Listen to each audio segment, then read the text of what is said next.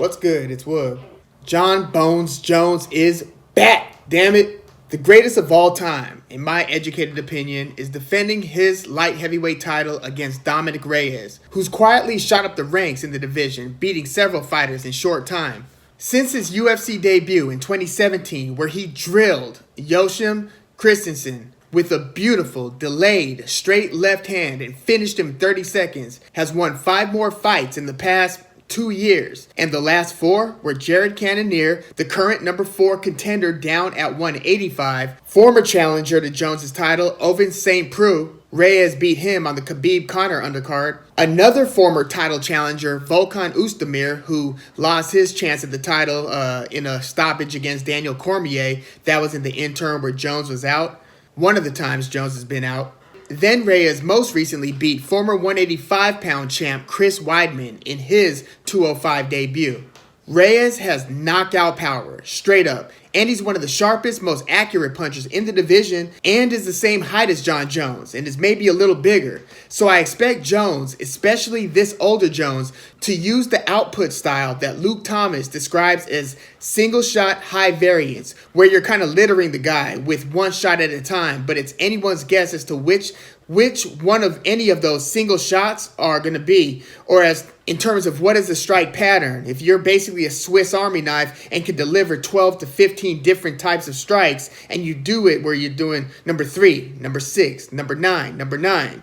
Jones has been great as of late in deploying that method. You also don't know how these shots are going to be timed. Is it going to be like 1 second interval between 2 strikes and then another 1 second and then maybe 6 seconds, then maybe 3 seconds? It makes it really tough to set up your counters when Jones' strike pattern becomes so unpredictable and doesn't leave a whole lot of room for counter opportunities. Jones shouldn't want to make himself any more vulnerable than he has to, especially since I think you'd agree that if Jones were to ever lose his championship in the cage, his opponent's going to have to badly hurt him with a punch, knocking him down or off balance. Basically, you're going to have to put Jones' lights out to get him down because he is such a nightmare matchup to strategically beat or to just kind of have the edge on throughout 3 to 5 rounds. No, I don't see you submitting him. I don't see you getting on top of him and pounding him.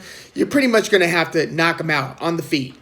At least that's how it appears to be in the several years of watching Jones. Granted, former kickboxing champ Thiago Santos could have been awarded that decision in Jones' recent fight, in which Santos tore almost all of his ligaments in his knee in like the second round and continued fighting a very even 5-rounder with the champ. I think Jones realizes he got kind of lucky in being given that decision. It really could have gone either way.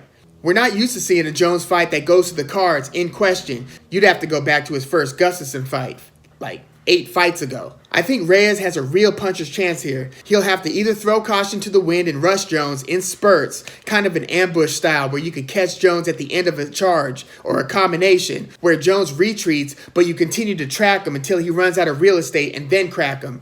Easier said than done.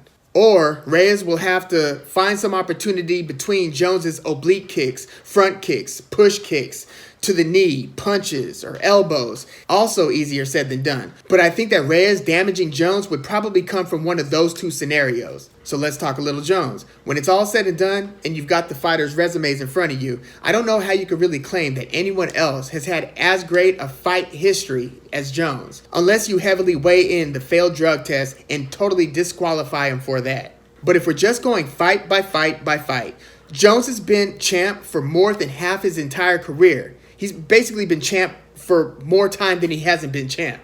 He's 25-1 with 1 no contest, the loss coming via disqualification to Matt Hamill for throwing 12 to 6 elbows while having a bloody Hamill in a desperate mount position. Face just covered in blood. Jones was destroying him before being disqualified.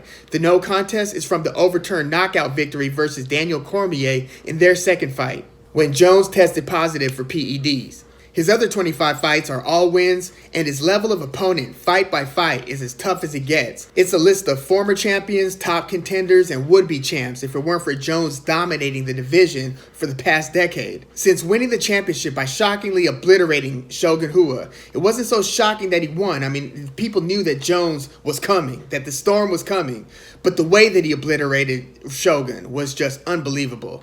At UFC 28 in 2011, which came just after stopping fighting then undefeated Ryan Bader to earn the title shot, and Ryan Bader is now the Bellator heavyweight and light heavyweight champ, so he's gone on to do great things. But he got smoked by Jones and submitted, and Bader's supposed to be the wrestler in that one. Even though Jones is a lesser division All-American wrestling champ himself, Ryan Bader's reputation was that he should have the wrestling edge against Jones. We just didn't know how great and how bad Jones was. But since that Ryan Bader to Shogun Rua back-to-back to earn Jones the championship, the list of Jones victims includes Rampage Jackson by submission, Lyoto Machida via standing guillotine where Machida dropped to the floor totally unconscious once Jones released him, Rashad Evans, Vitor Belfort, Chael Sonnen, and that fight was kind of a joke. Sonnen somehow earned a title shot without ever competing in the division, 205. He had competed for the title at 185, but he was never even the champ at 185. He shouldn't have gotten that title shot versus Jones. Then Alexander Gustafsson via unanimous decision in a very close 5-round war. Then Glover Teixeira, then Daniel Cormier, decision. Ovince St. Preux, decision. And keep in mind those last three names, like I just glossed over Glover Teixeira, Daniel Cormier, and Ovince St. Preux. And then when he returned from a long layoff, Daniel Cormier again in the knockout turn no contest. And then another big layoff after testing positive for PEDs. Then he fights Alexander Gustafsson, who gave him the toughest fight the first time, fights him again, this time winning by TKO. And it was a brilliant performance by Jones. And then Anthony Smith, and then Thiago Santos in that close split decision win. It's really incredible stuff. And now it's a question of how long this reign could possibly last. Or does he eventually leave light heavyweight and try heavyweight for newer challenges? If I had to give a winning probability on this one, between Jones and Reyes, I'd give Jones a 75 to 80% chance at winning, and Reyes a 15 to 20% chance, with the last 5 or so percent going to a draw. One other question going into this is whether we see the more conservative Jon Jones that we've seen in his more recent fights over the past 5 years. Basically, all of his post-Gustafsson 1 fights, except for that DC 2 and Gustafsson 2. If you look at the others, Teixeira, Cormier Part 1, St. Preux, Anthony Smith, and Thiago Santos, Jones mitigates risk a little more with that single strike, high variance style. He's not keeping his foot on the gas and administering the same amount of punishment, although he's punishing them, not the same as he is some of his other wins. I kind of expect him to take that conservative approach again here, even though, the talk is going around that maybe Jones is slipping a little bit and, his last fight wasn't his best fight and it was against somebody with a torn knee for more than half of the fight. Jones couldn't finish him. It went the distance. Jones didn't take him down, although Jones says it was by choice, like he wanted to fight this kickboxer in that kickboxer style. I don't know if I'm completely buying that, but that's what Jones said in the post-fight interview in the press conference. But I do expect him to be kind of conservative here, especially since he's fighting such a dangerous puncher, as he's usually facing in most of his fights. No easy wins on this schedule for Jones, man. I mean, some of the wins he makes look easy, but you look down his list of opponents and there are no gimmies. Everybody is a somebody on his resume. And this goes all the way back to his Stephan Bonner fight, because after Bonner it was like Vladimir Matsushenko, Brandon Vera. These were highly credentialed, highly touted guys. And then Jones just went on this rampage and has really never looked back since. He's had tons of hiccups outside of the ring, and he's had the performance-enhancing drugs issues. But in terms of his in-cage performance, Jones is just killing it. And when you factor in the quality of opponent, I think he's the greatest of all time. But let me know what you think of this matchup. I thought that Dominick Reyes was serious business when I first saw him in his UFC debut with that lightning bolt of a left hand, and he hasn't let me down since. He did have a 50-50 fight with Oezdemir. Many believe Oezdemir won that. I had Reyes winning 2-1, but he was awarded the win, and then he went on to KO Chris Weidman, former 185-pound champ,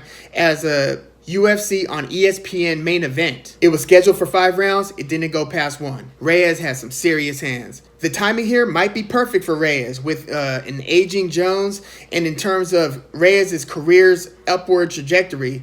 But as DC said, just after stopping Oezdemir to win the vacant 205 title, light heavyweight title, in Jones' suspended absence, DC said post-fight, just having beat Oezdemir, there's levels to this. And I expect Jon Jones to do his thing via unanimous decision. But let me know what you think. I'm Woog. Thanks for tuning in.